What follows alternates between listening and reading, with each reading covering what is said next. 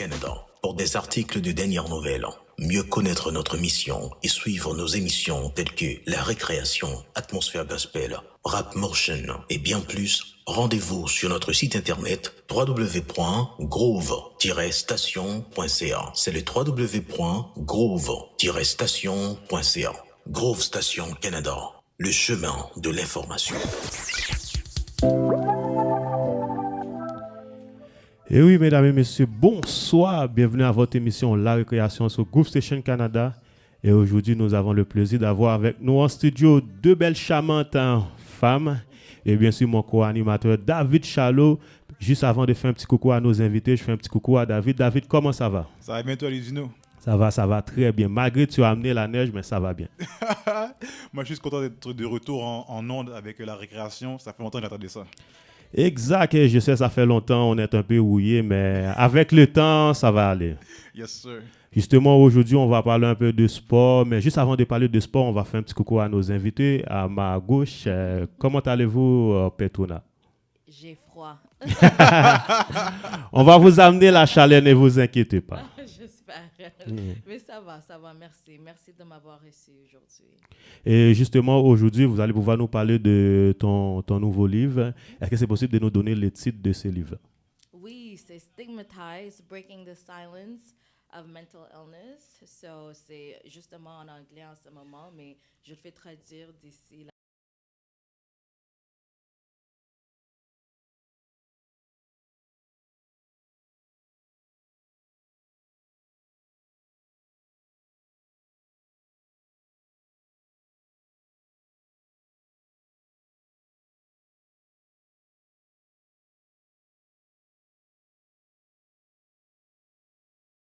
Oui, c'est parfait.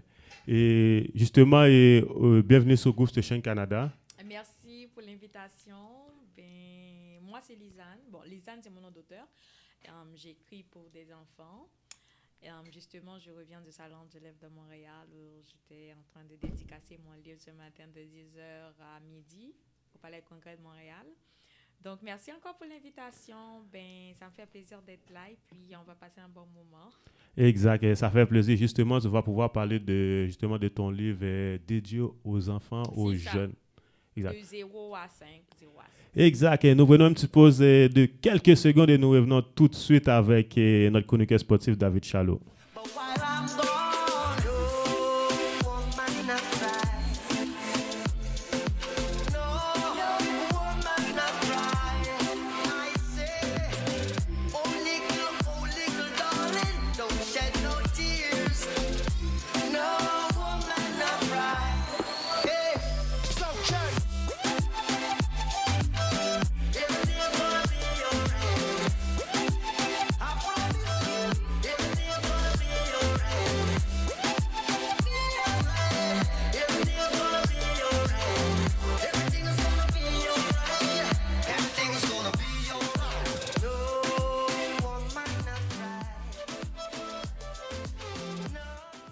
Et oui, bienvenue à votre émission La Récréation sur Groove Station Canada et on revient avec notre chroniqueur sportif David Chalot. David Chalot, et qu'est-ce que tu nous apportes?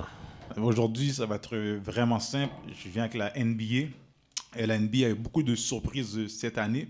Quand on regarde des équipes comme Chicago Bulls, des équipes comme Warriors de de Golden State, pardon, puis Lakers aussi. Je vais commencer avec Chicago Bulls. On parle des joueurs comme Lonzo Ball, qui a été drafté par les Lakers.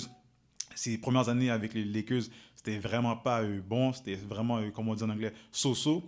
Par après, il a été à Pelicans, où sa carrière, on a pu voir qu'il s'est amélioré, mais quoique là, c'était pas vraiment wow. Mais en ce moment, avec les Chicago Bulls, on voit vraiment que Lonzo Ball a vraiment fleuri. Il participe à la victoire des équipes. Il est vraiment devenu le joueur qu'on pensait qu'il était quand il était à Lakers. C'est qu'on n'a pas vraiment donné le temps de développer en tant que joueur. Mais là, en ce moment, avec les Chicago Bulls, il développe. Puis il est capable de montrer qu'il a vraiment mérité d'être choisi deuxième durant le draft. Par après, on a DeMar DeRozan aussi, qui était à qui était à Toronto Raptors, qui a été transféré à San Antonio Spurs.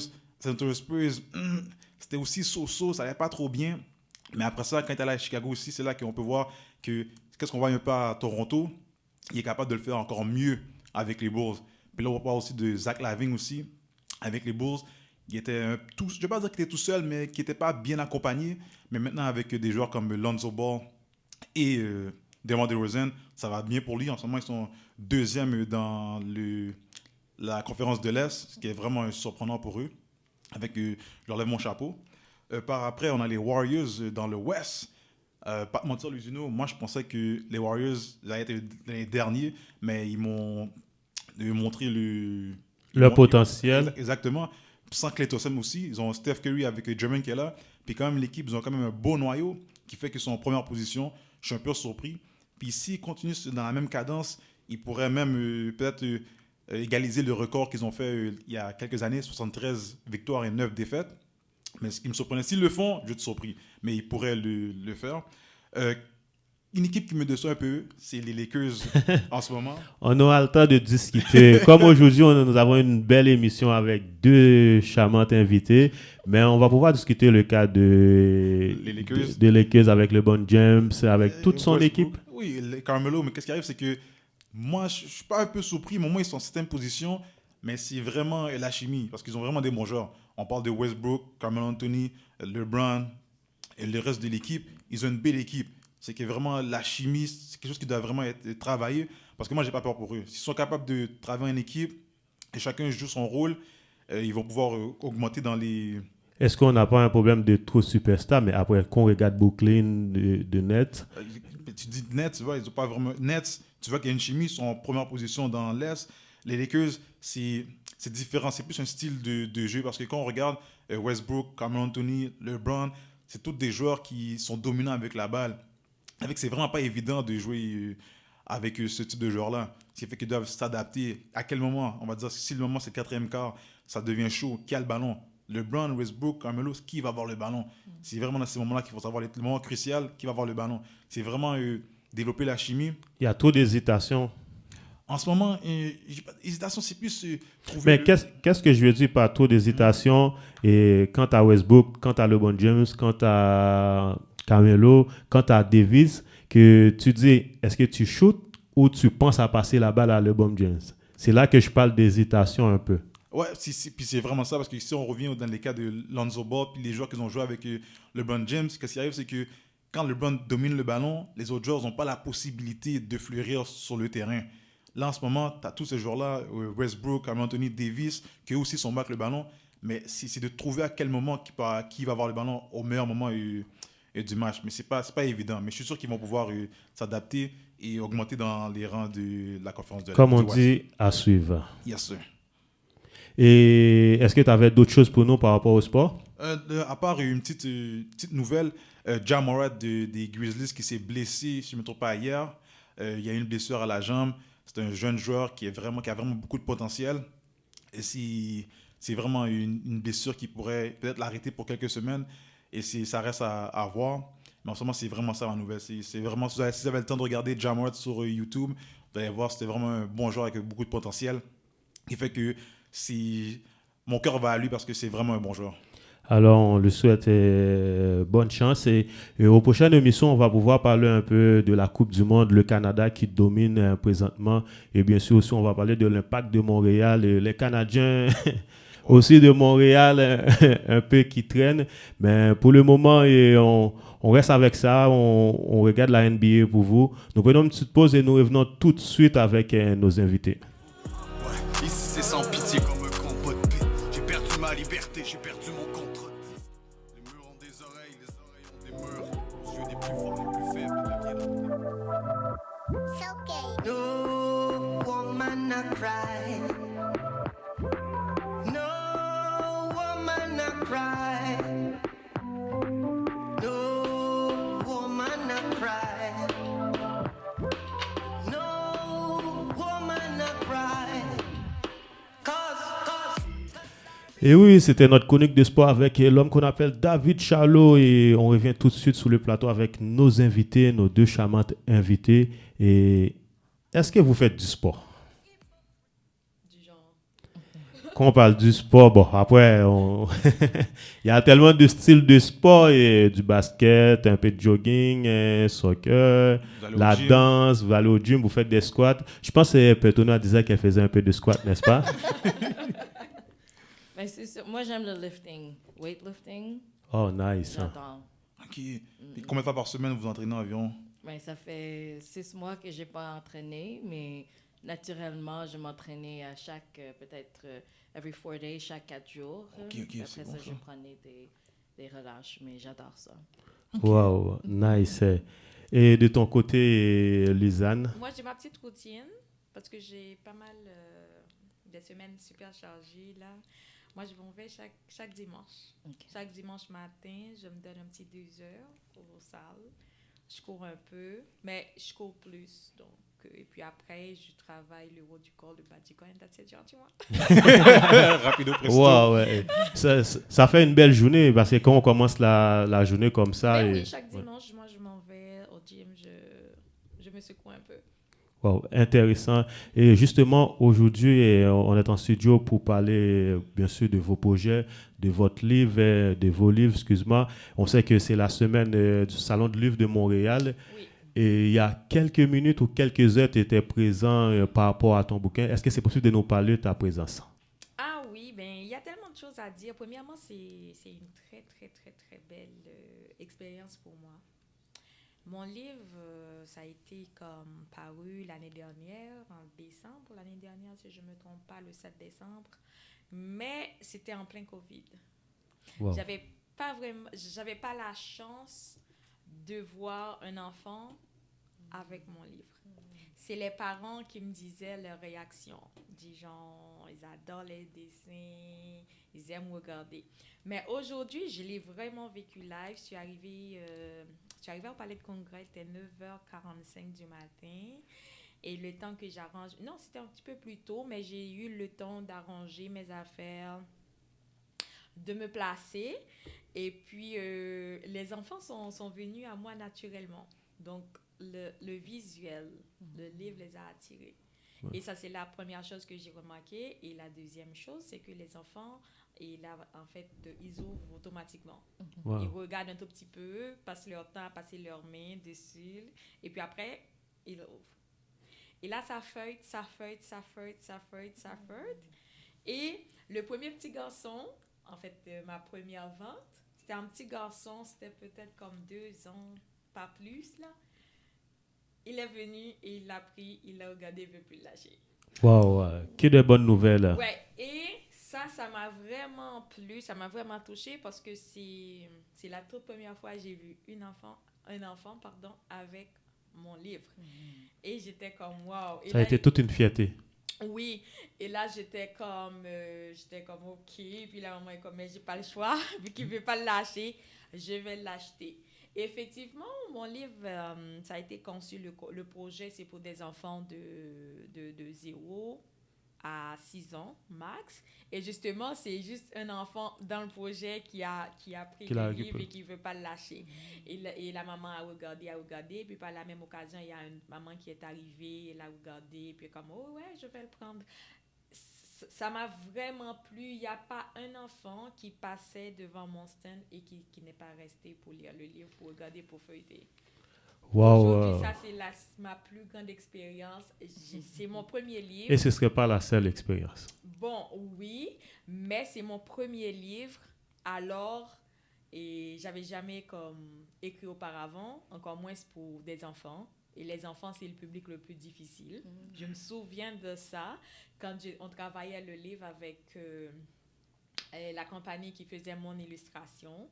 Je suis quelqu'un de très exigeante, mais la compagnie comme garde en tête, c'est un livre pour des enfants. C'est pas les parents qui vont l'acheter, ce sont les enfants. Exact. Et aujourd'hui, c'était vrai. C'était les enfants qui prennent et qui ne veulent pas lâcher et les parents paient.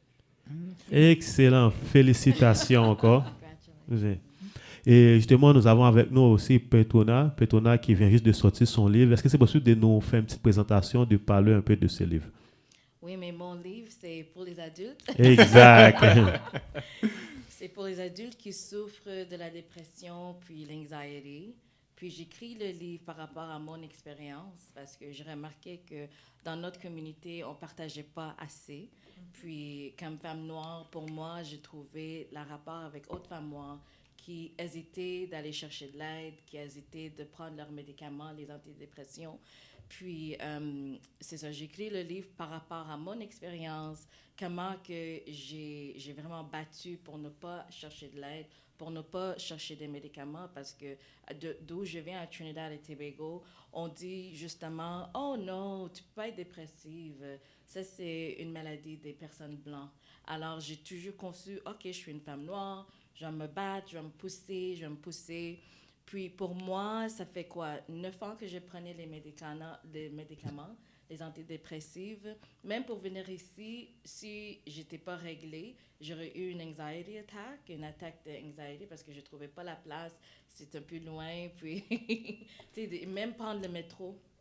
Puis justement, je n'ai pas conduit ici aujourd'hui parce que pour traverser le petit pont, je risquais d'avoir un anxiety attack. Okay. Alors, c'est ça que je parle dans le livre. Puis mon expérience avec les médicaments, puis le suicide aussi, j'en parle juste un petit peu parce que c'est sûr qu'on y touche, puis on y parle pas dans notre communauté. Puis durant le COVID, durant la pandémie, on voit constamment des gens sur Facebook, mes condolences, puis quand on demande qu'est-ce qui est arrivé à telle personne, cette personne est décédée. Il est parti lui-même, il a pris la vie. So, dans mon cheminement, c'est ça que j'en parle.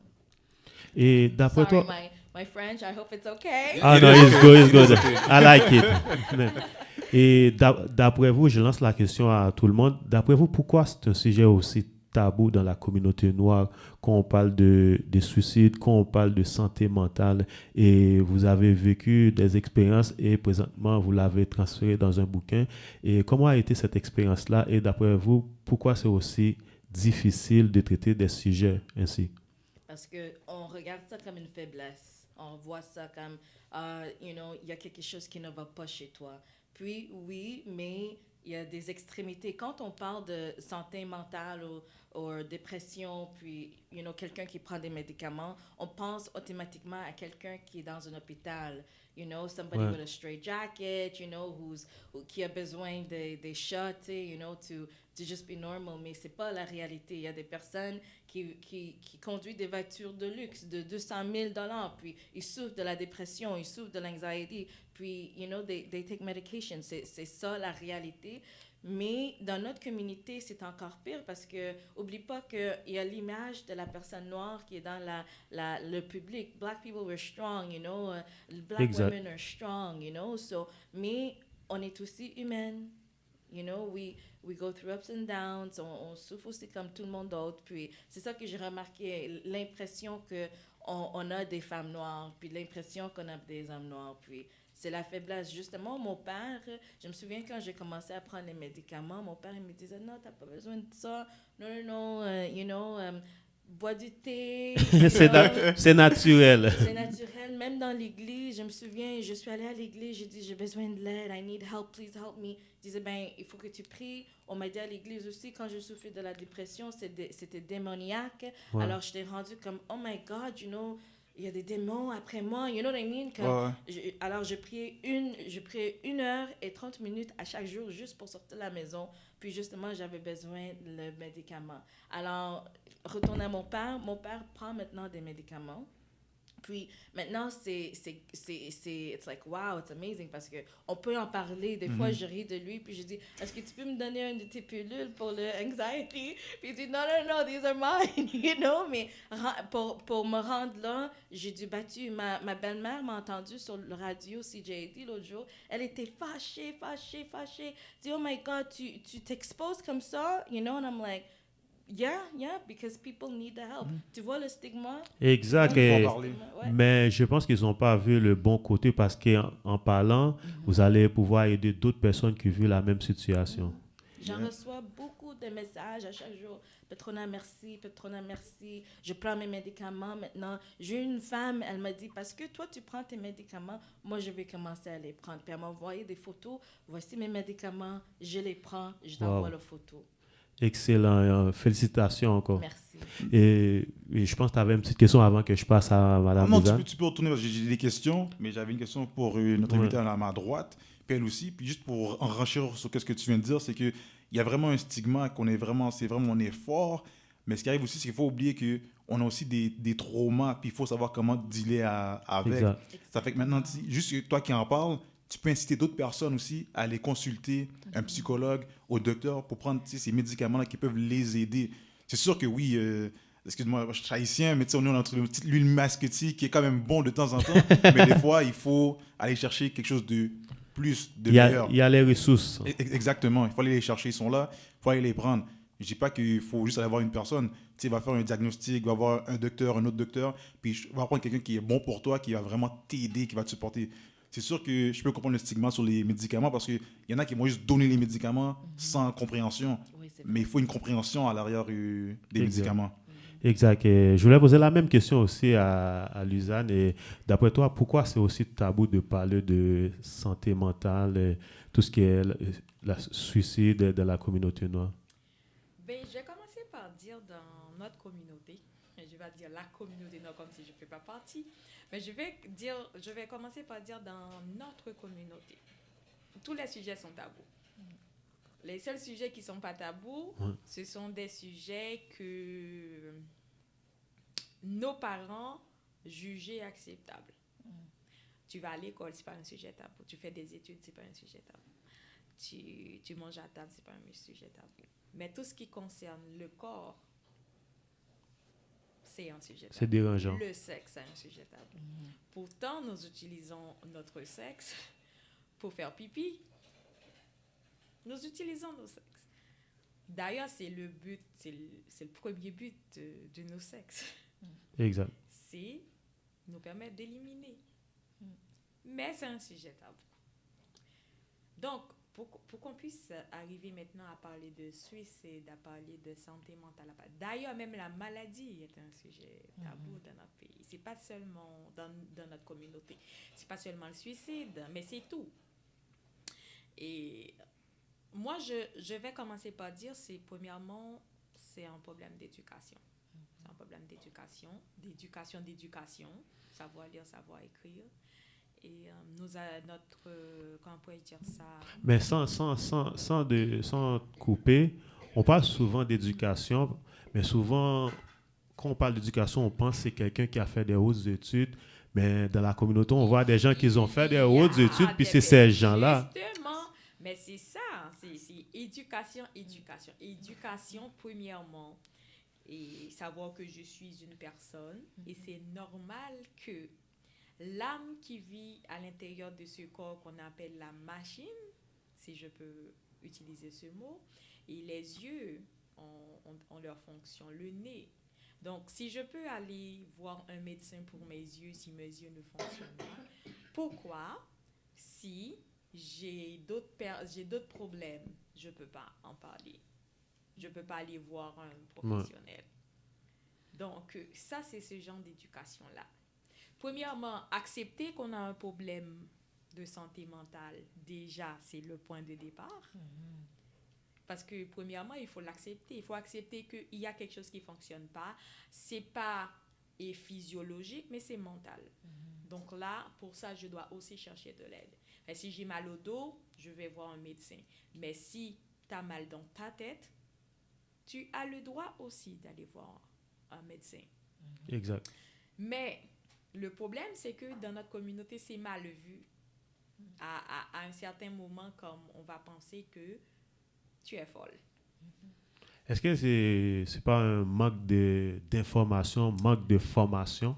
Mais c'est ça l'éducation. L'éducation, c'est avoir la capacité de reconnaître que ce que je sais, ce que je sais que je sais, ce que je ne sais pas que je ne sais pas, ce que je sais que je ne sais pas. Des fois, il y a des affaires qui se présentent, mais dans ta tête, tu dis, OK, je valide ça un problème, mais moi, je ne sais pas comment résoudre ce problème. Ça aussi, parce que l'éducation, c'est ça. C'est mon savoir ou mon non-savoir, comment le rendre utile pour moi et pour ma communauté. Donc, Si quelqu'un dans mon entourage a un problème de santé mentale, c'est pas mon domaine, tu en parles pas, tu donnes pas ton avis. Ça, c'est l'autre problème de l'éducation de notre communauté. On donne des avis sur tout. On a la science infuse, mais pourtant, c'est pas le cas. Donc, des sujets sont devenus tabous, premièrement, parce que les gens ne savent pas comment l'aborder, parce qu'on est grandi dans une société, c'est pas comme si tout le monde peut s'exprimer comme maintenant on est devenu adulte, parce que moi, il y a des choses que ma fille peut me dire qui va pas me choquer, mais moi, je ne pouvais pas dire à mes parents à son âge. Ouais, c'est deux mondes différents. Ben, on est encore là. Donc, oui. Donc, c'est un sujet tabou parce que, premièrement, on ne sait pas comment les aborder. Nos parents aussi n'ont pas été formés pour aborder ce genre de sujet. Donc, manque de réponse, ils l'ont suppléé avec de la répression. Ouais, malheureusement. Malheureusement. Et heureusement, nous avons des bonnes personnes Ben oui. qui vont faire passer le message. Cette culture de grande communication, cette culture de exprime-toi dans notre communauté, c'est encore tabou. Une fois que tu t'assumes en tant que personne, peu importe le sexe, là maintenant, comme tu deviens impoli. Quand tu t'assumes de notre communauté, tu deviens impoli. Quand tu t'assumes, tu sais ce que tu veux, tu sais ce que tu ne veux pas, tu sais comment le dire, comment ne le pas T'es dire. arrogante. Pourtant, c'est pas vrai. T'es impoli, t'es arrogante et t'as pas d'humilité. Mais moi, je trouve qu'il faut, c'est sûr, mais il faut comprendre, on parle de nos parents, il faut comprendre d'où nos parents sortent aussi. Parce que si nos parents sortent, peu importe, que ce soit des îles, tout ça, nous, c'est sortent d'Haïti, il ne faut pas oublier que nos parents sont venus ici, c'était une terre inconnue pour eux. Ça fait qu'ils viennent ici, c'est vraiment beaucoup d'informations qu'ils absorbent en peu de temps. Tu dois travailler, tu dois trouver une maison, tu te nourrir, tu dois apprendre une langue que tu ne maîtrises pas, que ce soit le français, l'anglais, il faut que tu parles, il faut que tu te débrouilles, c'est quelque chose qui n'a pas été facile.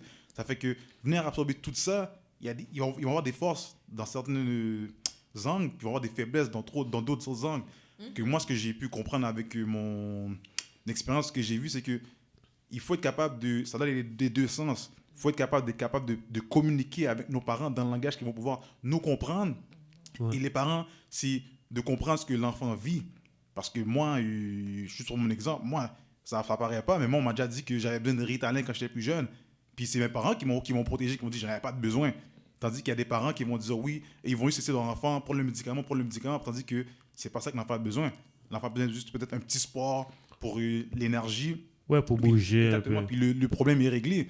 Soit que moi, les parents sont venus ici, il y avait beaucoup d'informations, ils n'ont pas pu tout absorber. Alors c'est notre travail aussi de comprendre que nos parents, quand ils sont venus ici, c'est pas de leur faute. Ouais. Ils ont fait du mieux qu'ils pouvaient, et c'est à nous pour comprendre leur situation quand ils sont venus, puis de trouver un juste milieu pour qu'on puisse discuter. Un équilibre. Exactement, parce que qu'est-ce qu'elle a dit, c'est vrai. Parce que c'est vrai, il y a des sujets qui sont difficiles à parler avec nos parents. Mais avec le temps, quand on apprend à comprendre leur langage, comment ils parlent, par après, on peut avoir des discussions. Il y a des discussions, c'est sûr qu'il y a 10 ans, je ne peux pas avoir avec mon père, mais aujourd'hui, je les avoir avec lui. Puis c'est mon opinion, son opinion, et puis on peut trouver un accord. Mais justement, c'est que j'ai dû faire un travail sur moi pour pouvoir savoir comment amener ce sujet-là. Ouais, moi, je pense qu'on n'est pas en train de blâmer les parents. Comme tu as dit qu'en venant ici, les parents, ils allaient travailler. Et aussi souvent, les parents, si je peux dire l'ancienne génération, ils vivent dans deux mondes. Ils sont à la société d'accueil qui est le Québec et en même temps aussi, ils sont dans le monde qui est leur pays d'origine. Qui fait que c'est plus difficile. Maintenant, je pense le travail à faire, c'est la nouvelle génération. La nouvelle génération, la chance qu'on a, on a été à l'école avec les mêmes personnes qui sont dans cette société-là. On a été au primaire, secondaire, université, qui fait qu'on connaît la société, on connaît les ressources et on a de la chance aussi de communiquer avec différentes cultures. Je pense que c'est cette force-là qu'on doit vraiment exploiter dans le sens comme genre, quand on arrive à rencontrer d'autres cultures, on voit, oh, chez eux, ce n'est pas un sujet tabou, mais ça devient plus facile aussi d'en parler chez toi, mais aussi dans la société en général. J'aimerais souligner que quand je parlais de notre communauté, je ne parlais pas de notre communauté ici à Montréal. OK. Non.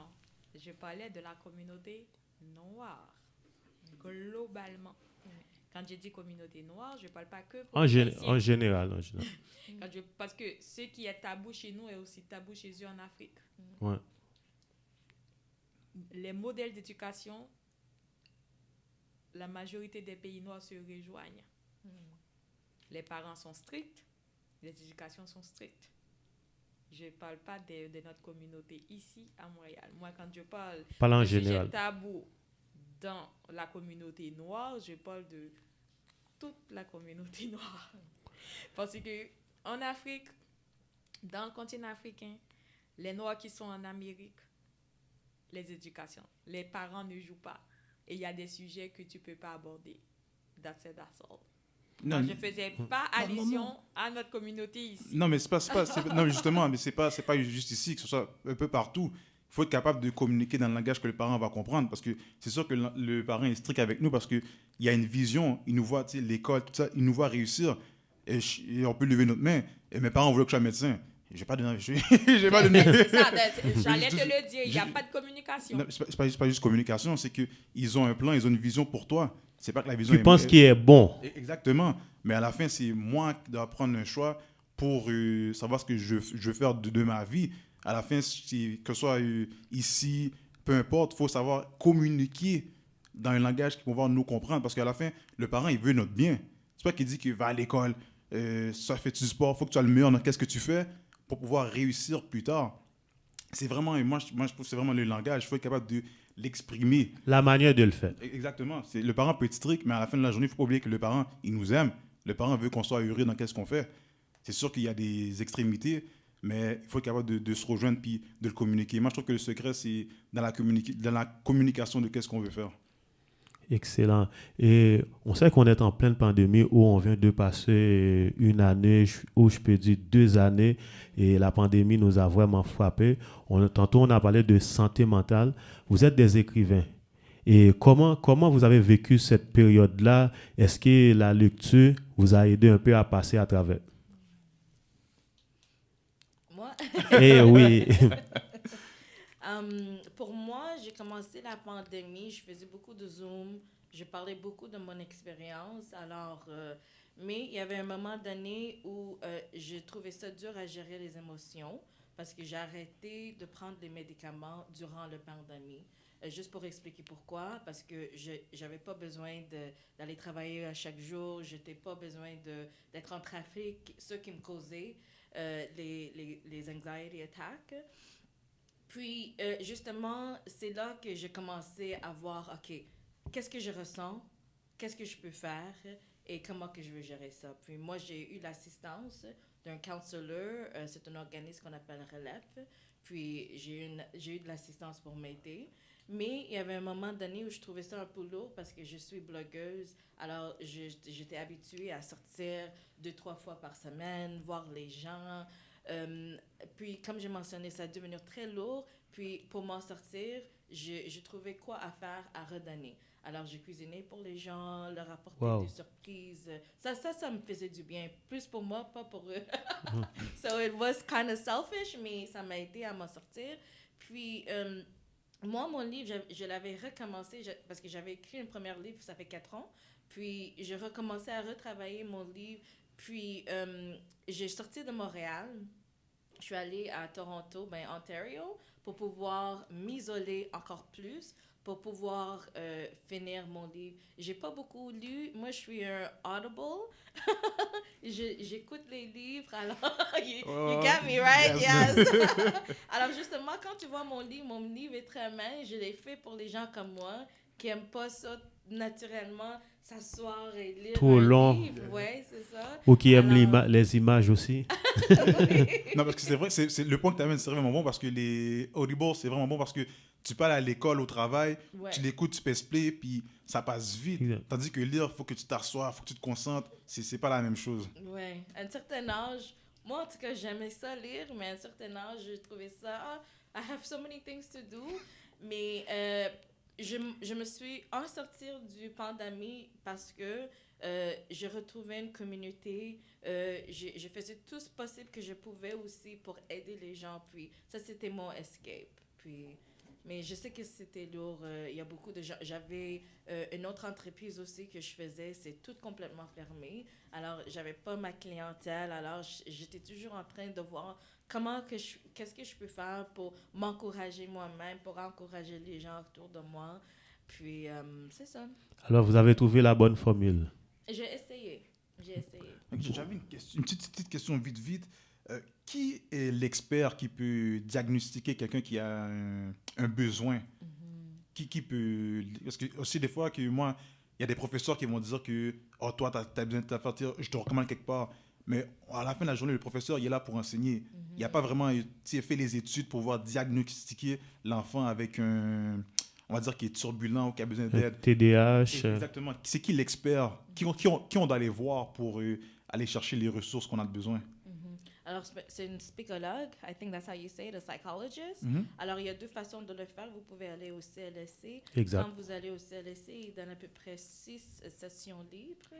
Puis, il y a aussi, je veux juste mentionner les organismes parce que si tu es à revenu faible, tu peux aller au Argyle Institute. Argyle Institute, ça se trouve à peu près Atwater, proche de Dawson College, dépendamment, parce que c'est cher aussi. Hein, il faut en mentionner ça. Il y a une psychologue, elle a charge de $250 par l'heure. Right? Tu as 175 par l'heure. C'est pas tout le monde qui peut être privilégié. C'est un privilège d'aller chercher de l'aide.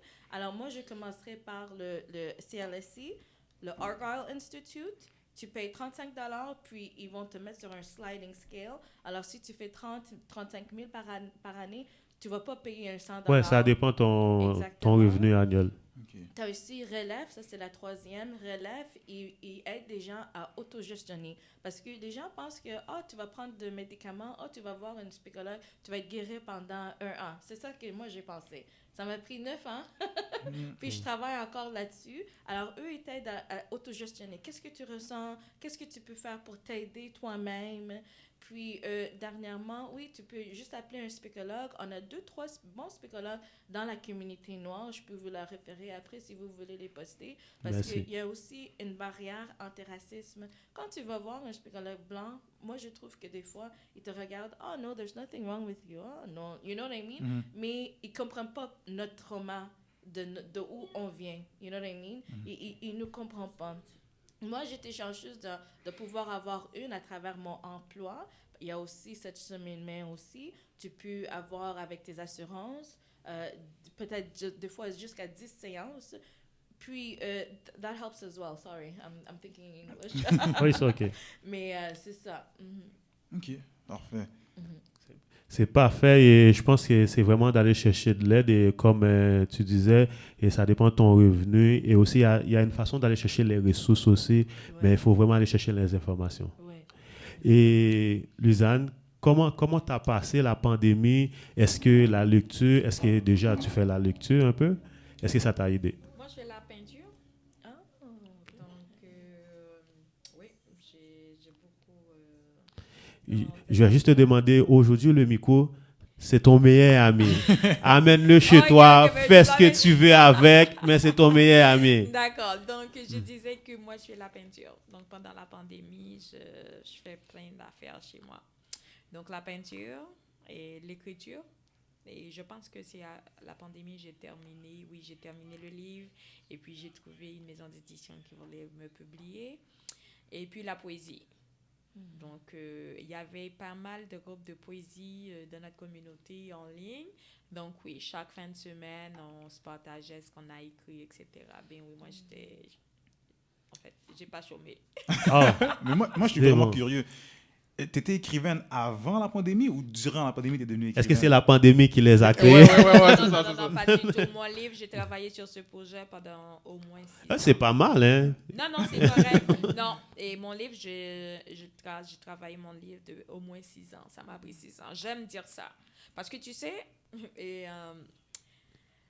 dans notre communauté, on pense que la patience, c'est pas trop non fort. Une fois qu'on passe, on veut l'avoir. Oui, mais le temps aussi, j'aime toujours souligner que le temps, c'est ton allié. Ton projet, c'est ce qui te permet de te réveiller chaque matin. Donc, autant de fois que tu peux faire, que tu peux faire prolonger ce plaisir de dormir et te réveiller avec ton projet, c'est mieux. Le temps, c'est ton allié parce que le temps t'apporte les réponses. Exact. Tu as un sujet, tu veux le développer. Avec le temps, tu vas avoir les bons arguments, tu vas avoir les bons mots, tu vas pouvoir te placer à travers les circonstances. Donc, le petit Bobby et ses amis à l'école maternelle, ça a pris 6 ans. J'ai travaillé tranquillement et c'est arrivé. Et j'ai tellement travaillé que même la pandémie n'a pas pu m'arrêter. Comme je pouvais attendre la pandémie pour sortir mon livre, mais non, mais j'avais déjà envoyé, je faisais déjà des soumissions. Et quand la madame m'a contactée pour mon livre, elle est comme Madame Courtois, nous, on le fait. C'est toi. Si tu veux pas, tu veux pas. Mais nous, on te dit qu'on marche avec. On sort le livre. Je suis comme, OK, ben, on le sort. Parce que il y a beaucoup de maisons d'édition qui me contactent, que j'avais envoyées, qui me retournaient. Ah, c'est la pandémie, c'est pas le bon moment, on va attendre. Mais justement, les gens, ils ont besoin de quoi? Cette madame-là, comme oui, on le fait. C'est parfait. Et oui, c'était une bonne chose. Ben oui. Moi, je me suis occupée. Bon, moi, je suis quelqu'un qui a le verbe facile et j'aime les gens. Donc, surtout quand c'est ma communauté qui me contacte, Lise, est-ce que tu veux participer dans ça? Moi, je dis oui. Moi, là, je ne refuse jamais. À moins que j'ai eu une mauvaise expérience avec la personne. Là, si tu me contactes une première fois, tu me traites mal, tu n'auras jamais l'occasion de travailler. Je ne vais rien te dire. Tu peux être en train de me sacrifier. Je vais te laisser me clouer. Mais après, tu n'auras pas l'occasion de me déclouer. Moi, je vais me déclouer, toi, mais tu n'auras jamais l'occasion de retravailler avec moi. Ça, c'est la surprise dans les ânes. Tu me traites bien, tu m'appelles, je vais venir. Mais si tu m'as traité mal, je ne vais rien dire, mais après, tu vas me chercher. Tranquillement, tu le mets de côté. Oui, tu pourras même pas t'en douter que j'allais te mettre de côté, mais je sais que, parce que c'est ça, moi, ma santé mentale, j'en ai besoin. Exact. Il y a une phrase qui dit, j'aime ce qu'elle dit, il y a une phrase qui dit comme ça qu'on ne casse pas un chien 2 fois. Exact. Oui, parce que les gens, beaucoup de fois, c'est là que sortent les frictions. Si tu as fait une expérience avec une personne, ça ne t'a pas apporté du bonheur, tu as le droit de stopper cette relation-là. Et j'en parle à tous les niveaux, social, professionnel, amical et relationship, je parle de quelqu'un qui a un copain. Si ça ne t'apporte pas du bonheur, ne contribue pas, ben, tu l'arrêtes, tu as ce droit. Exact. Et vous avez, vous deux, vos bébés, si je peux l'appeler ainsi, vos bouquins. De quelle façon la technologie, les réseaux sociaux vous ont aidé à ce projet? Et aussi, s'il y a un point négatif de ce côté-là, ce serait quoi? Ben, moi, là, avec la pandémie, c'est les réseaux sociaux. Les parents ont vu mon livre. J'ai fait le lancement sur les réseaux sociaux. Moi, c'est comme, OK, je vais lancer sur les réseaux sociaux. Et ça a fonctionné. Les gens sont venus chercher le livre chez moi. J'ai apporté le livre. J'ai shippé le livre. Ouais, mais ça. The bad side. Aïe, aïe, aïe, aïe, aïe, aïe, aïe. Les gens préfèrent liker. Ça vous met plein de likes. Go, go, go. Yes, do it, you can. Mais ça ne bouge pas. Ouais. Oui, ben, ça, c'est un problème. Aujourd'hui, ça m'a un petit peu peiné le cœur. Donc, quand je suis arrivée là-bas, il y avait beaucoup de personnes dans le salon du livre. Il y avait beaucoup de personnes, beaucoup d'activités. Mais, on était en minorité. Notre communauté, moi, il n'y avait pas... Et moi, j'étais moi, une autre madame. Je ne sais pas. S'il y avait d'autres personnes de ma communauté... Est-ce que tu parles des exposants ou les gens qui viennent visiter? Les deux. Les deux? Moi, parce que moi, j'ai vraiment fait une bonne campagne. Donc, les gens ne pourront pas dire qu'ils ne savaient pas que j'allais être là-bas. Ouais. Je suis comme, OK, je vais être là-bas, ça venez. Je les ai encouragés à venir. Tu pouvais passer, prendre des photos avec moi, juste feuilleter le livre. Ça m'a fait grand plaisir. Ce n'est pas tous les parents qui ont feuilleté qui ont acheté. Donc, mais j'ai créé un contact. Je pense que ça aussi manque dans notre communauté. Il y avait beaucoup de personnes, mais on était une minorité visible. Et moi, là, je refuse qu'on dise que c'est eux qui refusent, qui nous mettent dans le panier minorité visible. Parce que c'était ouvert à tout le monde. Oui, c'est pas pour... C'était ouvert à tout le monde. Je vais pas défendre la communauté. Non, mais... Je dirais, c'est vrai qu'il y a un manque d'intérêt souvent pour des activités très sérieuses des fois, d'amener la famille, d'amener les enfants. C'était une activité ouverte.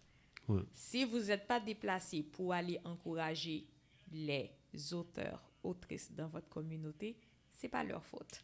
Déjà, nous qui sommes dans la communauté, on fait nos efforts, on écrit des livres, on fait des soumissions, des maisons d'édition ont décidé de marcher avec nous, et là, ils nous exposent et vous ne venez pas.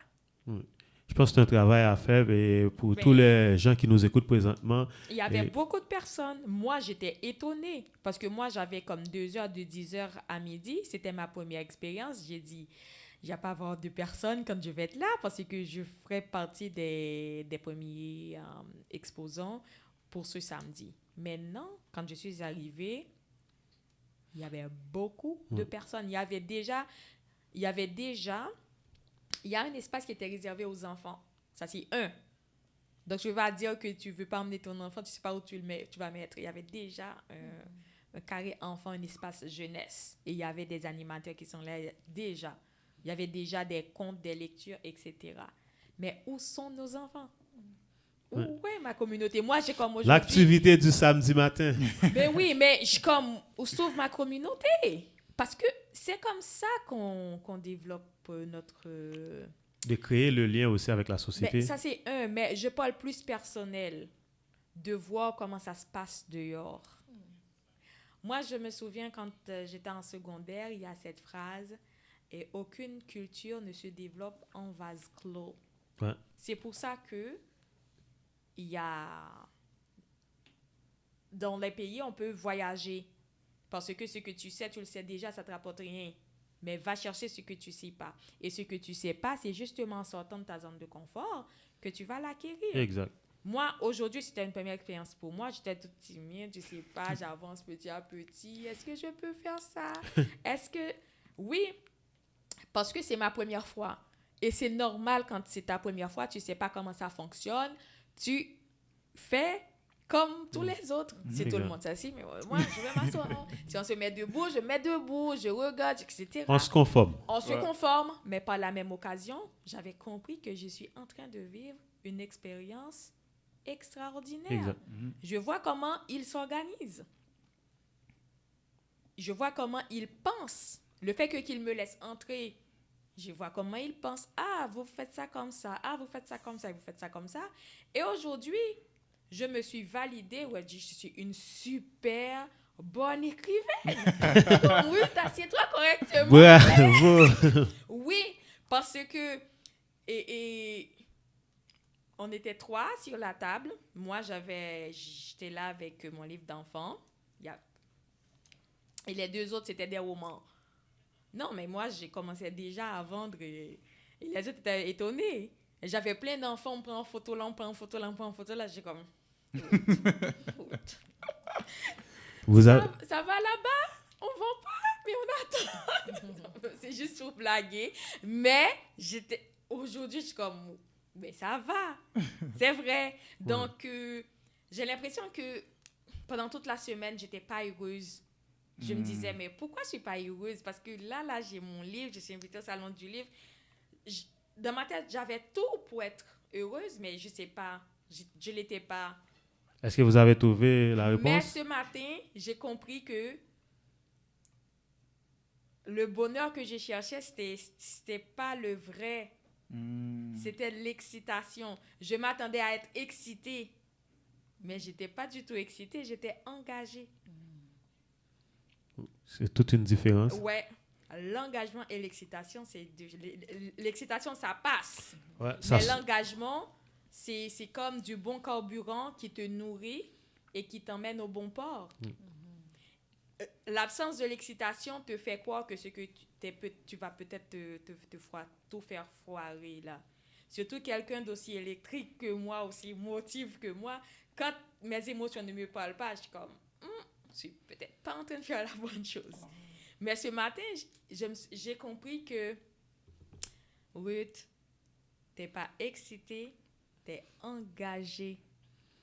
Le petit Bobby et ses amis à l'école maternelle, premièrement, ma motivation, c'était pour aider. J'ai écrit ce livre, c'est parce que je voulais justement conscientiser et tous les acteurs qui sont dans l'éducation sur le problème de l'intimidation dans les milieux scolaires.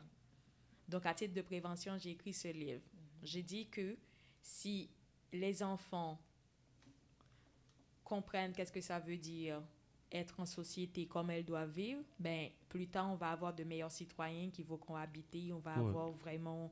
le monde qu'on veut créer, c'est aujourd'hui savoir-vivre. Ce déferlement de violence-là, si on veut l'arrêter, c'est maintenant. C'est pas plus tard. C'est ça, mon livre. Mon livre, c'est faciliter l'intégration des enfants de la maison dans les milieux scolaires. Parce qu'une fois que les enfants sont en âge, bon, malheureusement, maintenant, de très tôt, on les place en garderie. Mais une fois que les enfants sont en âge d'aller à l'école, et une fois laissés à la maison, c'est l'école. Ouais. Pour certains enfants, c'est facile, mais pour d'autres, c'est plus difficile. À s'adapter. C'est ça, mon livre. Mon livre permet aux enfants, déjà à la maison ou à l'école, de faire la transition dans leur tête. Les enfants pensent beaucoup. Donc, c'est ça le but. Ils pensent et ils agissent. C'est des éponges. Oui, mais là, ils auront des références. Quand ils arrivent à l'école face à une situation, ils sauront comment le petit Bobby aurait réagi. Exact. C'est le message de mon livre. Et ce matin, j'ai dit, c'est pour ça que tu n'es pas excité, parce que ton projet est profond. Donc, tout ce qui est profond, tout ce qui part du cœur amène de l'engagement, pas de l'excitation. Exact. Je pense que vous avez le mot pour le dire, l'engagement, engagé. Alors, tout projet que tu as, c'est quand tu as l'engagement, je pense que ça va plus loin. L'excitation, ça finit assez souvent. Bien si vite. tu conduis tout excité là, tu vas poigner des tickets ou même faire un accident au pire. Mais si tu conduis avec le sens de l'engagement, tu respectes les feux rouges, tu respectes les feux jaunes, tu fais tes arrêts, ben oui, tu vas arriver chez toi, ça y est, sauf. Mais si tu fais de l'excitation, ben on est une bonne conductrice. Non? Je devrais voir avec... je vais lire ton livre peut-être parce que là... Franchement, je pense que je suis une très bonne conductrice parce que quand je suis arrivée, ce que je vous ai dit, je suis nouvelle conductrice là, pardonnez mon retard, j'ai mis ça sur son dos. Mais c'est parce que quand je conduis, je fais beaucoup d'attention, c'est parce que la conduite, c'est pas quelque chose que j'aime. Ouais, je comprends. Ouais. Mais surtout là, quand je vois des cyclistes, des motards, ben là, franchement, là, j'ai déjà jusque-là. T'inquiète, ça va bien aller. Jusque-là, ça va. Pour continuer avec la question avec Petrona, justement, comment les réseaux sociaux ont aidé à écrire ton livre et c'était quoi le côté négatif des réseaux sociaux pour toi? Et pour moi, quand j'ai sorti mon livre, j'ai dit c'est une expérience personnelle, alors qui va lire ça? Alors, mon intention, je l'ai sorti sur Amazon, je dis si une personne lit mon livre, je vais être contente. Okay? Puis cette personne-là, j'ai pensé ça va être ma meilleure amie qui va acheter mon livre. And j'ai fait les graphiques, j'étais toute prête, j'avais la date. Puis je l'ai mis sur les réseaux sociaux. Puis j'avais tellement une peur. Je pense qu'Élise, tu peux...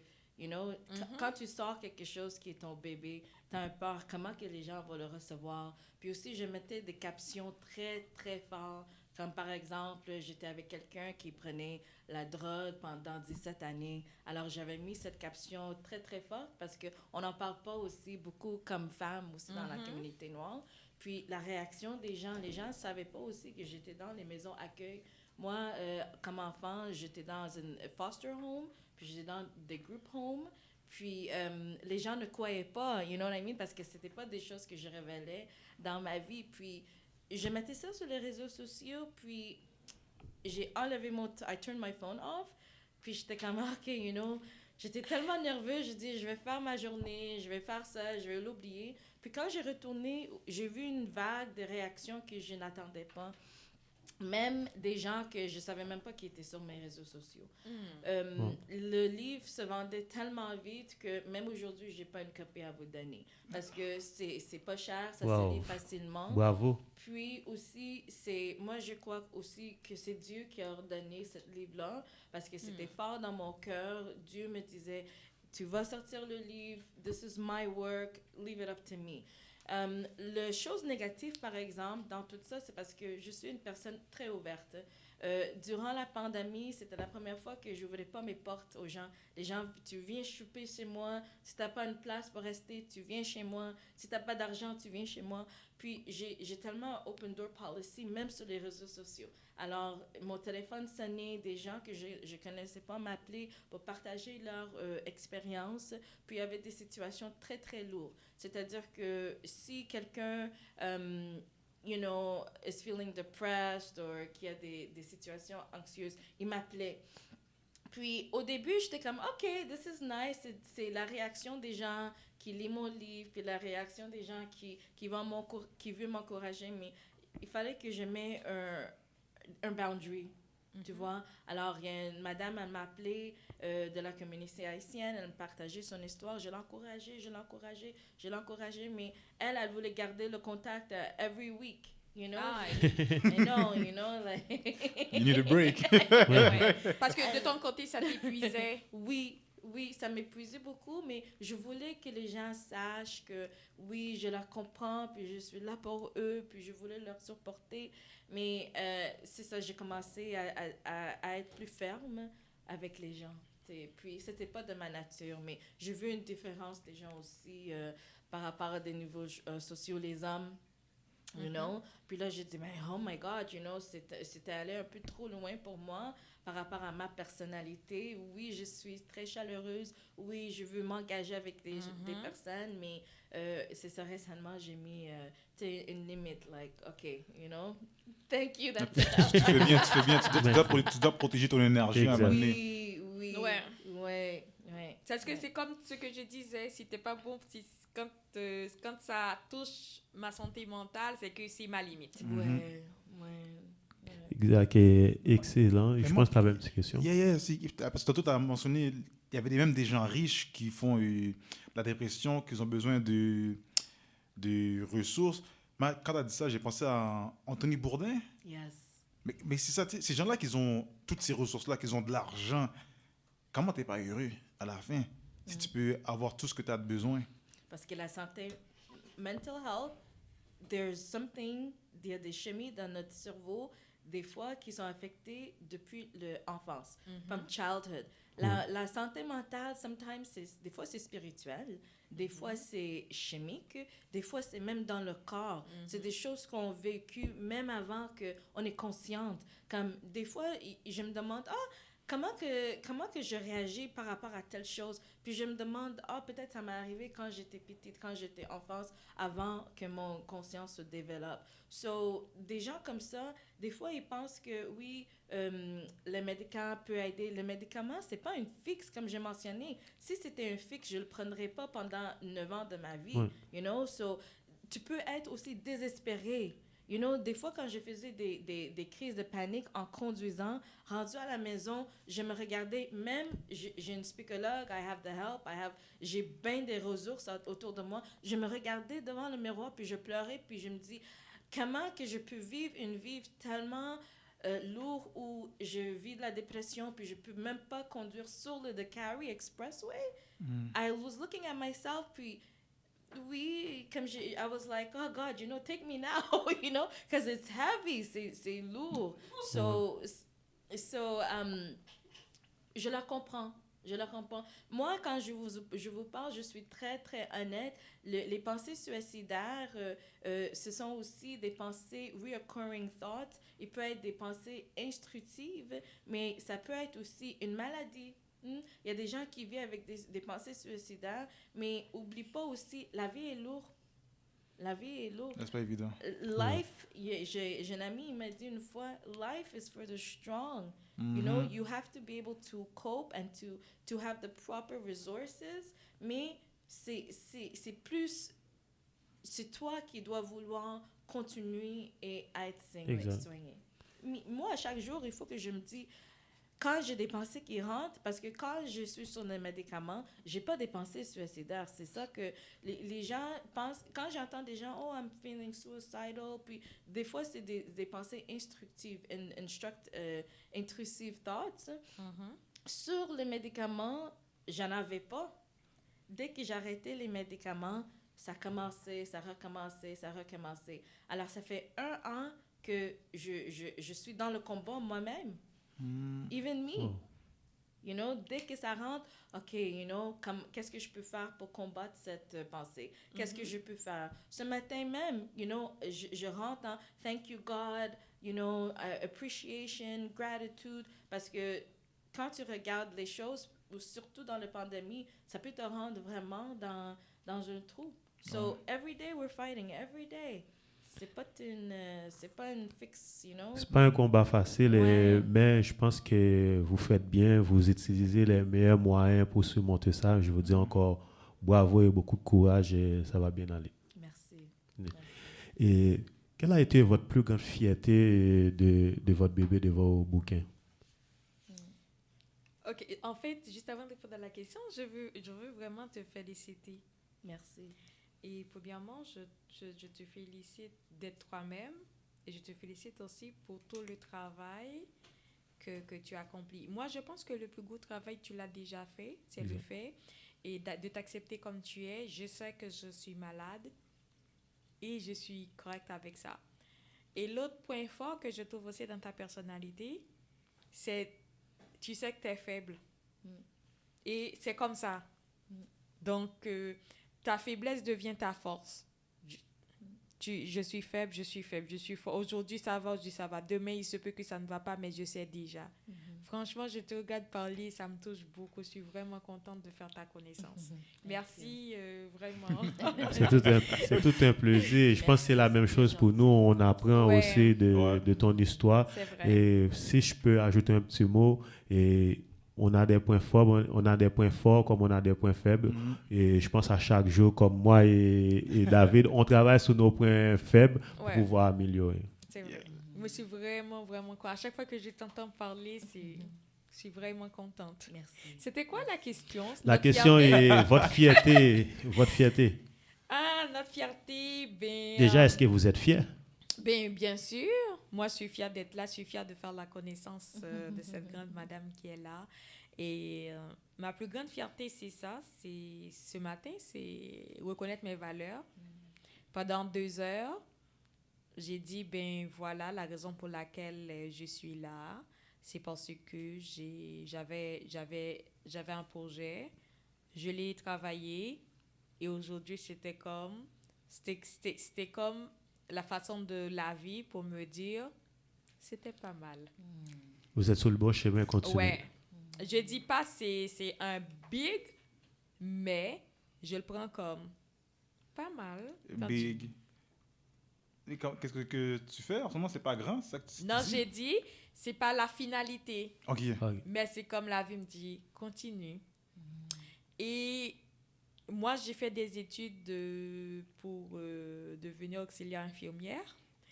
Et ce matin, je suis comme, est-ce que tu es sûre que tu es en train d'étudier là? Oui, je me suis dit peut-être, Lise, tu dois reconsidérer. Mais comme il me reste que les stages, donc j'ai dit, je vais conclure. Et après, je ne vais pas continuer dans les soins. Peut-être je vais rester dans les soins, mais dans un autre domaine. Et dans un autre domaine. Mais aujourd'hui, j'avais tellement de plaisir à faire ce que j'ai fait. Donc, ça, c'est ma fierté. Mais il faut avoir du plaisir, parce que ça aurait été vraiment bizarre tu nous expliques ton expérience et que tu n'as pas été heureuse dans ça. Ça aurait pas fait de sens. Puis le fait que tu as aimé ça, tu as eu du plaisir, juste le fait de t'écouter, sans mentir, là, je suis capable, dans ma tête, là, de te voir, prendre les photos avec les enfants. J'étais heureuse. Oui, j'étais heureuse. Et c'est à ce moment-là, j'ai dit, est-ce que tu es en train d'étudier? Est-ce que tu es en train de faire la bonne étude? Je suis comme, je pense pas. Oui, je vais aider des gens, mais en aidant les gens, est-ce que je vais être heureuse? Parce que si je fais quelque chose et je suis pas contente, de le faire, ou du moins je le fais par obligation. Parce que c'est ça aussi, on pense qu'on est obligé de faire des affaires. Peu importe que ce soit pour une bonne cause, si tu te sens obligé, c'est que tu le fais pour la mauvaise cause, parce que la bonne cause déjà, la cause indéniable que tu dois gérer, c'est toi. Toi-même. Ta première cause.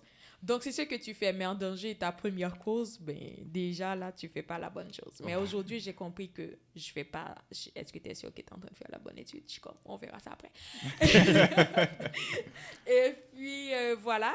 Et j'en conclus que j'ai pris conscience de préférence de mes valeurs. Je suis comme, tu vois, t'es pas si petite que ça, finalement. Hein? Bravo. Mais oui, dans notre communauté, on nous a pas appris à nous auto-féliciter.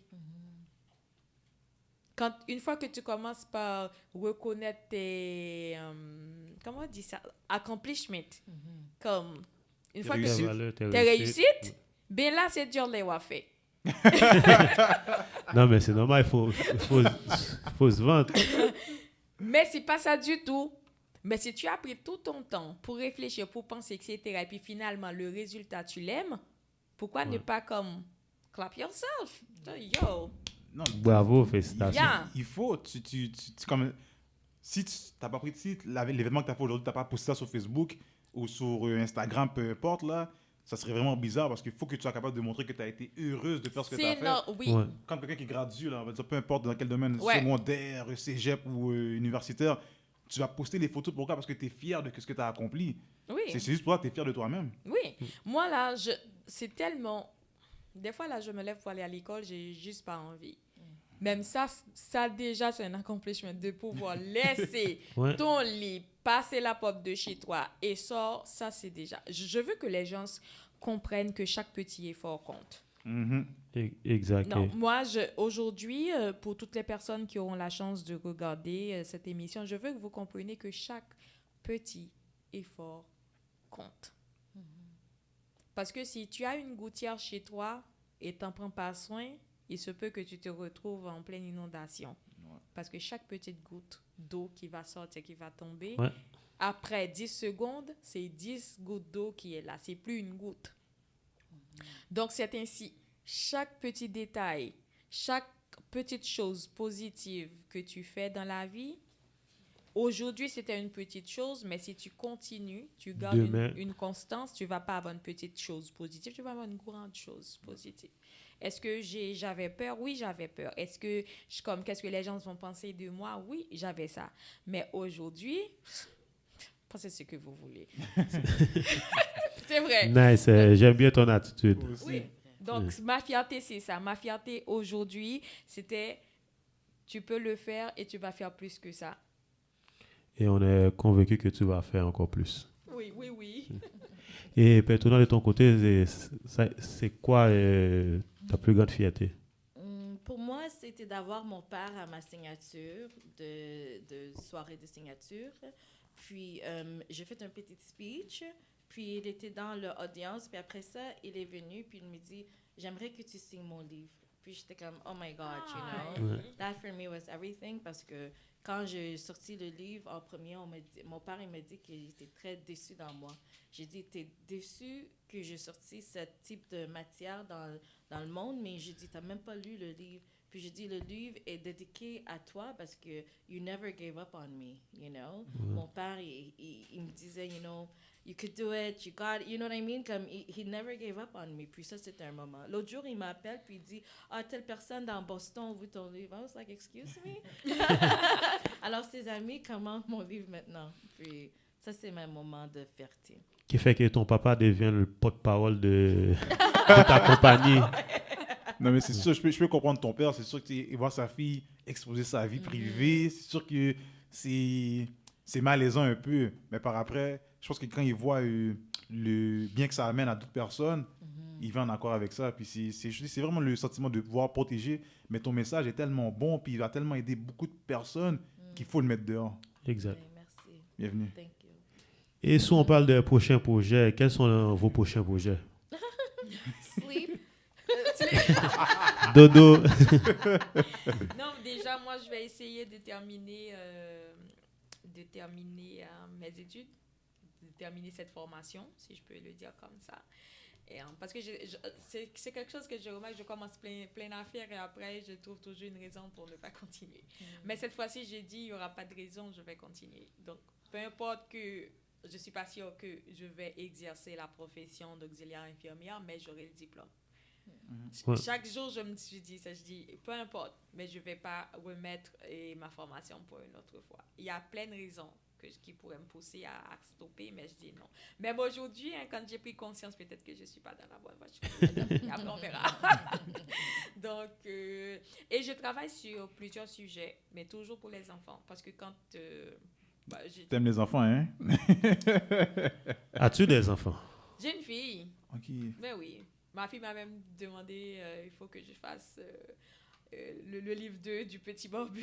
Moi, j'avais pas en tête de faire le livre 2, mais je vais penser. Mais elle est comme, fais le livre 2 parce que je l'ai lu, j'aime, mais tu fais un autre, tu fais une suite. Je dis, OK, tu feras la suite toi-même. Mais j'ai plein d'autres sujets. Je développe beaucoup de sujets, beaucoup de sujets. Et je travaille déjà en parallèle avec une amie et sur son livre. Donc, elle m'a invité à collaborer et sur son livre. Donc, oui. Donc, vous allez avoir beaucoup d'informations et les prochains projets. Oui, mais je pense que c'est quelque chose qu'on a choisi. Parce que tu sais, et quand tu n'as pas vraiment pensé à faire un truc et puis finalement la nature te le donne, dis-toi, tu sais, ça je te le donne. C'est comme je te donne ce don, tu le développes.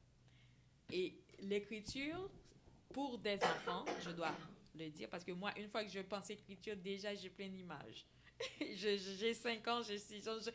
Là, assise là, je peux avoir 6 ans, je peux avoir 8 ans, je peux avoir... C'est facile pour moi d'aller et m'intégrer dans le monde des enfants. Donc oui, d'autres bouquins pour des enfants, ça va venir, mais quand j'aurai... Mais est-ce que tu comptes d'aller chercher une autre clientèle ou tu enfants. veux vraiment les enfants? Les enfants, ouais, ça va être les enfants, oui. Alors, je te souhaite 10 enfants. Je pense que ma fille, c'est quoi? Hier, ma mère aussi, elle m'a comme... Et on n'aura pas d'autres bébés. Puis je suis comme, t'as déjà une fille, je t'ai déjà donné une, c'est correct. Mais moi, c'est correct, franchement. Moi, vu... C'est pas que je suis négative ou je sais pas, mais honnêtement, je pense qu'il y a tellement d'enfants dans le monde. Si vraiment j'ai besoin d'un autre enfant, il se peut que j'adopte. On peut te passer cet enfant-là, non? Il se peut que j'adopte, mais la douleur de l'enfantement... Une fois, c'est assez. Oui, c'était largement suffisant pour moi. On comprend tout ça, c'est pas facile. Comme on dit, si on n'est pas pour, on est mieux de rester tranquille. Ben oui, mais c'est sûr que vous allez avoir d'autres livres avec moi. Merci beaucoup. Et de ton côté, quels sont les projets à venir? Excuse-moi. Moi aussi, je travaille sur un autre livre. Quand j'ai arrêté l'autre, j'ai recommencé l'autre. Ma grand-mère, elle est décédée, je pense, 5 jours après que j'ai lancé mon livre. Puis Mes condoléances. Merci. Une des choses que j'ai dit à ma grand-mère, j'étais une journée, je vais écrire sur ton livre, sur ta vie. Puis, je me suis dit, je vais écrire un livre par rapport à la guérison, parce que c'est justement au funérailles de ma grand-mère que je sais que ma grand-mère, elle a essayé plusieurs fois de s'enlever la vie. Alors ça, c'est toute une histoire que je vais retracer, redévelopper. Alors, mais je voulais voir comment que j'ai réalisé sans médicaments. Puis ça fait 1 an. Maintenant, je veux écrire par rapport à la guérison. Parce que moi, j'ai compris pourquoi je fais la dépression. Je comprends maintenant pourquoi je fais l'anxiété. Mais ça a pris beaucoup d'années pour aller chercher ça. So this is what my third book will be about. Alors, on te souhaite que du succès avec ces nouveaux livres. Merci beaucoup. Merci. En fait, est-ce que je peux poser une question? Oui, bien sûr. Et juste, je pense qu'on va laisser Lisanne pendant 5 minutes en tant qu'animatrice. À la base, parce qu'elle est animatrice. Elle nous a pas dit, mais elle est animatrice. Non? Elle est très bonne. Elle est animatrice, mais parce qu'elle anime à la radio, Lisanne. Oui, j'ai une émission, oui, justement. Et voilà. Ma question est, comment tu as compris les causes de ta dépression? Avec l'aide, avec le counseling. Quand tu as compris la raison pour laquelle tu tombes en dépression, qu'est-ce que ça t'a fait? Ça m'a mis plus à l'aise. Awareness. J'ai dit, si tu veux avoir la guérison, il faut que tu saches pourquoi. Parce que des fois, on se lance dans la dépression ou on se lance dans des situations, puis on ne se pose pas des questions nous-mêmes. Puis moi, je trouve que c'est ça qui aide. Comme conduire sur la route, je ne pouvais plus conduire sur les ponts. Alors, ça m'a pris 1 an avec beaucoup d'aide pour savoir pourquoi. Puis, il fallait qu'on a retracé ça. Quand j'avais 20 ans à peu près, je conduisais sur le Mercier Bridge. Puis, j'ai dit, un jour, si je commit suicide, je vais conduire la voiture outside of the bridge. Puis, cette pensée-là, plusieurs années, ça m'a revenu. Puis, c'est ça qui me causait d'anxiety attack. Yeah. Mais c'est ça, c'est consciousness, c'est vraiment awareness. Pour moi, il faut identifier aussi, parce que des fois, on pense que quand notre corps, on se sent lourd, c'est automatiquement la dépression. Non, des fois, c'est pas, c'est la traumatisme. La fatigue. La fatigue. Moi, ma mère, elle est décédée, puis j'ai jamais dealé avec ça. I never dealt with it, you know. So, mon corps, au fil des années, j'ai dit, OK, cette dépression, elle vient d'où? Qu'est-ce que je manque? Qu'est-ce qui ne va pas, you know? Mais c'est avec l'aide. C'est avec beaucoup d'aide. Beaucoup de ressources. Oui. Mais t'as vu, toi qui dis qu'il va sur le pont, les autoroutes, pour moi, c'est tellement quelque chose de... Comme moi, tantôt, je suis venu, j'ai pris à 19 pour venir. C'est tellement naturel pour moi de le faire. C'est tellement facile. C'est comme juste prendre l'autoroute, puis à 100 tout de suite, puis je roule, là. Ouais, mais ouais. si... Mais il ne faut pas aller à 100. Hein. c'est la limite. Moi, limite. je la comprends parce que je peux pas. Non, mais justement, Moi, c'est non, ça. moi, quand on m'invite quelque part, je te dis, est-ce que je dois prendre l'autoroute? Ben, c'est non. Oh, wow. Mais Ouais. c'est normal parce que tu es une nouvelle conductrice. C'est vraiment pas ça. C'est vraiment pas ça. Moi, quand quelqu'un m'appelle, moi, je fais les voies de service. Si là où tu m'invites, là, je dois prendre l'autoroute, je te dis, ben non. Parce que j'ai essayé. J'ai essayé 2 fois. La première fois, j'avais les mains qui tremblent. Une fois, j'ai pris l'autoroute, ça tremblait. Ma tête veut l'autoroute, mais mon corps dit non. C'est ça mon problème. Mon problème, avant, je paniquais dans la tête.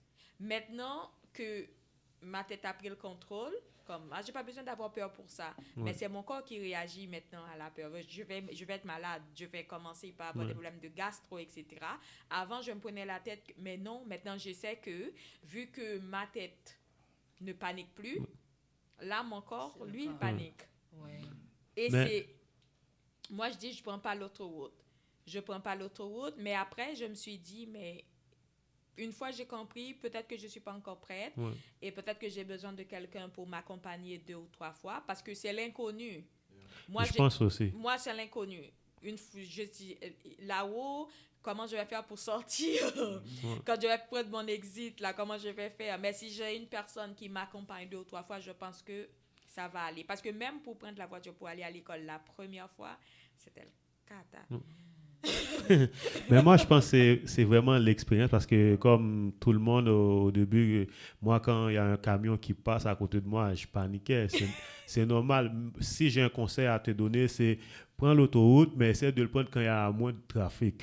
Mais non, il y a toujours un fou qui va rouler plus vite que moi. Non, mais au moins, il y a moins de voitures. Admettons, si tu dois prendre ta sortie, quand il y a 2 voitures, c'est plus facile comparé s'il y a 15 voitures. Moi, même le soir, je ne conduis pas. Si tu m'invites quelque chose après 7 heures du soir, je suis comme yo, tu ne sais pas qui est invité là. Non, je ne conduis pas le soir et je ne prends pas l'auto. Je prends le métro. Je pense que je vais lancer une compagnie. Comme ça, on va aller récupérer les dames. mais vous savez, ça, c'est un problème très grave. Il y a beaucoup de gens qui souffrent de ça. Et c'est pas un petit problème. Oui, parce que le niveau de panique que ça t'engendre pour conduire, tu te dis, mais je suis en train de conduire, pourquoi je panique déjà? Ouais. Des fois, cette pensée-là me calme. Comme, Lise, comment tu es en train de conduire, là, tu relaxes. Tu conduis. Mais des fois, je me mets à paniquer sur la route. Je vois une voiture qui arrive derrière, mais des fois, j'ai comme, pourquoi déjà tu regardes derrière si tu conduis? C'est comme, toi, tu es en train de chercher des sources de stress que tu n'as même pas besoin. Je conduis, je regarde devant. Mais là, je vois une voiture arriver à toute vitesse derrière moi. Je dis, pourquoi tu regardes derrière pour commencer? Non, mais après c'est normal de regarder un peu partout quand on conduit. oui, mais je pense avec toute cette pression-là, tu vois la voiture s'en vient, tu penses qu'elle va Mais entrer je vers toi. l'oublie, j'ai pas à penser ce qu'il va faire, Exact. c'est son problème. S'il me rentre dedans, ben tant pis, mais j'ai pas à déjà prévoir que, mais lui, il va me rentrer. Mais tu conduis. C'est beaucoup de pression. Exact. Ouais, c'est vrai. Ouais. Surtout avec la neige, et puis quand il pleut, ça doit être difficile pour vous, on comprend. Mais il faut se dire la vérité. Il y a des gens qui sont, je ne vais pas dire fous, mais qui sont des délinquants Oh, très. sur la route. Pas tout le monde, mais des fois comme ça. Il y en a Oui, beaucoup. les personnes. Qui conduisent derrière toi, c'est Ouais. du calme, tu sais. C'est pas ça que- Calme-toi, là. C'est vraiment ça, mais c'est pas- Ben, pas évident. les gens font des excès, genre tu es dans cette voie, tu rentres dans l'autre voie, tu ressors dans l'autre voie, tu fais plein d'affaires, mais suis la route. Comme c'est comme s'il se fait... C'est comme au film Rapide et dangereux Ben oui. sur l'autoroute de Montréal. Là.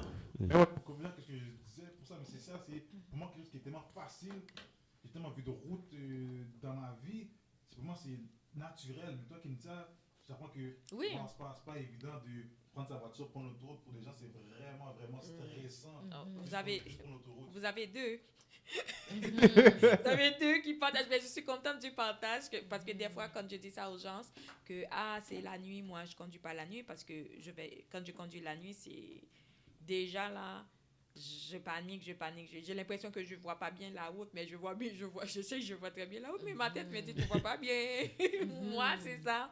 Donc, surtout l'autoroute, genre, je vais prendre l'autoroute, je prends l'autoroute là, et le jour, ben là, je vais pas prendre l'autoroute la nuit.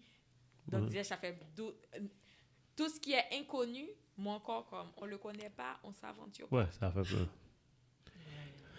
Mesdames, nous avons passé un beau moment ensemble. Ça a été un plaisir de partager toutes ces histoires, toutes ces expériences, Oui. tous ces conseils avec vous.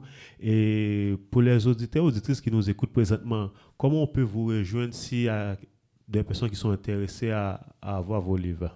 Si vous voulez avoir le petit Barbu et ses amis à l'école maternelle pour justement préparer vos enfants à entrer à la garderie, à aller à la maternelle, vous pouvez m'écrire sur ma page Facebook, Lisanne en parle. J'ai une page Le Petit Barbu et ses amis à l'école maternelle.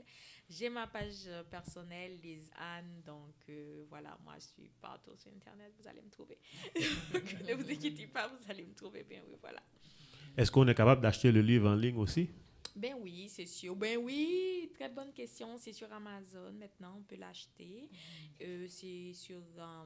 C'est dans la librairie Rénobré. Oui. Exact. On va le trouver là aussi. Donc oui.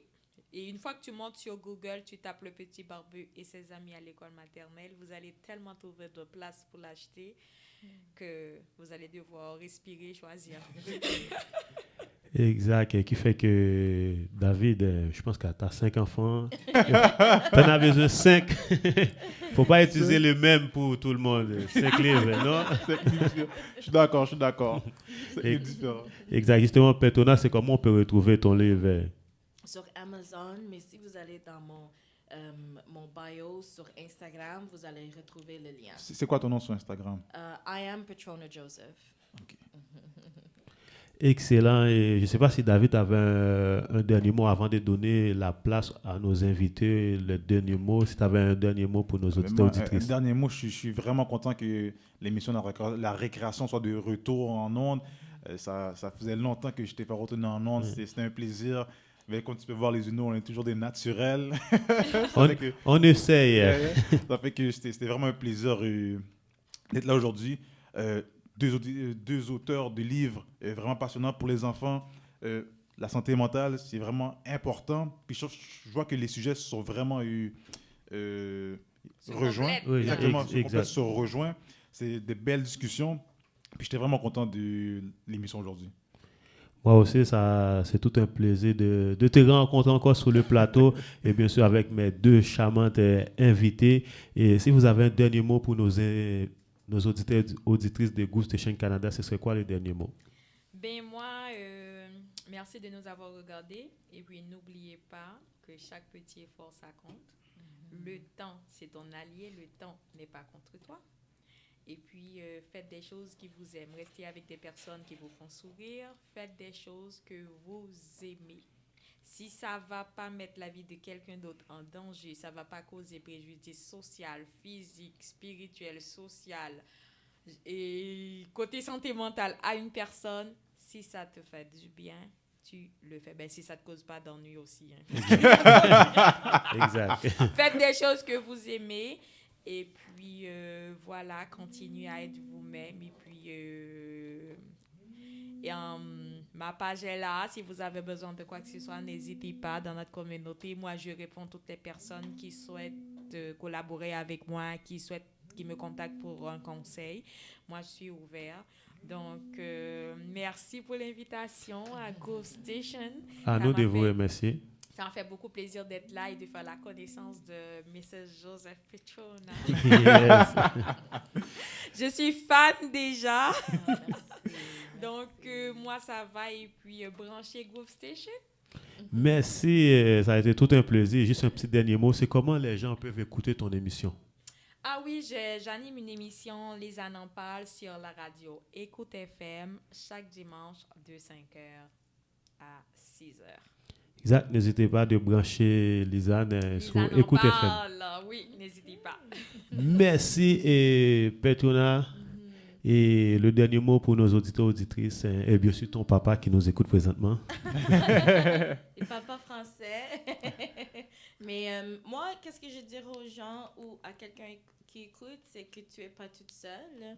You're not alone. Si tu te ressens, lourde ou trop down, reach out to someone. Appelez quelqu'un. Il y a aussi le suicide hotline. Si tu as des pensées suicidaires, s'il vous plaît, appelez. Je pense que c'est SOS Suicide Prevention. Exact. Et je pense que toutes les informations vont être aussi sur notre page.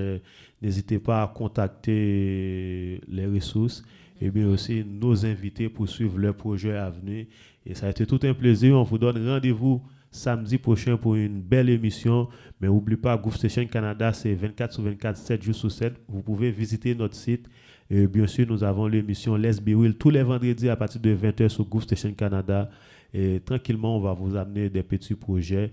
Tout ça, je vous dis de passer une bonne fin de journée. Je sais que... Est-ce qu'il y a de la neige encore dehors? Ça fait longtemps que tu n'es pas sorti. On ne peut pas en parler. C'est un sujet à éviter. Mais j'aime ça parce que quand je vois la neige, ça dit que Noël arrive, que je vais avoir beaucoup de cadeaux. Beaucoup de billes. David va me donner beaucoup de cadeaux. Alors, sur ça, on vous dit de passer une bonne fin de soirée. Un gros merci à tout le monde.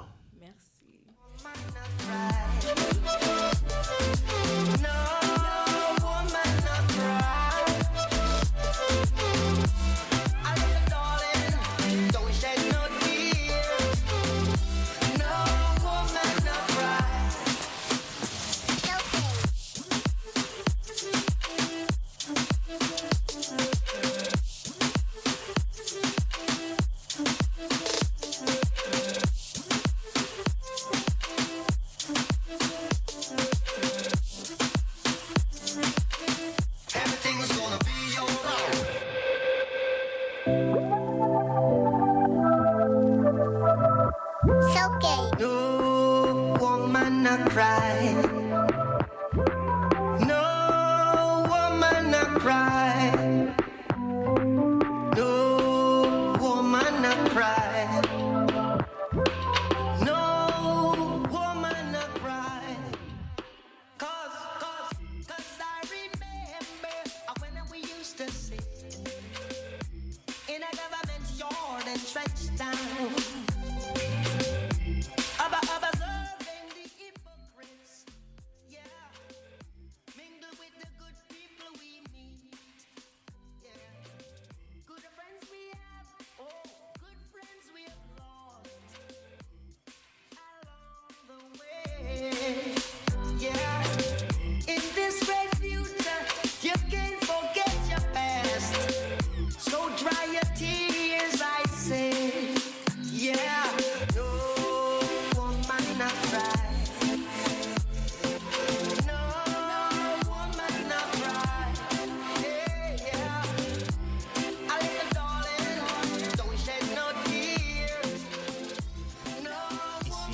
Station Canada. Pour des articles de dernières nouvelles, mieux connaître notre mission et suivre nos émissions telles que La Récréation, Atmosphère Gospel, rap motion et bien plus, rendez-vous sur notre site internet www.groove-station.ca. C'est le www.groove-station.ca.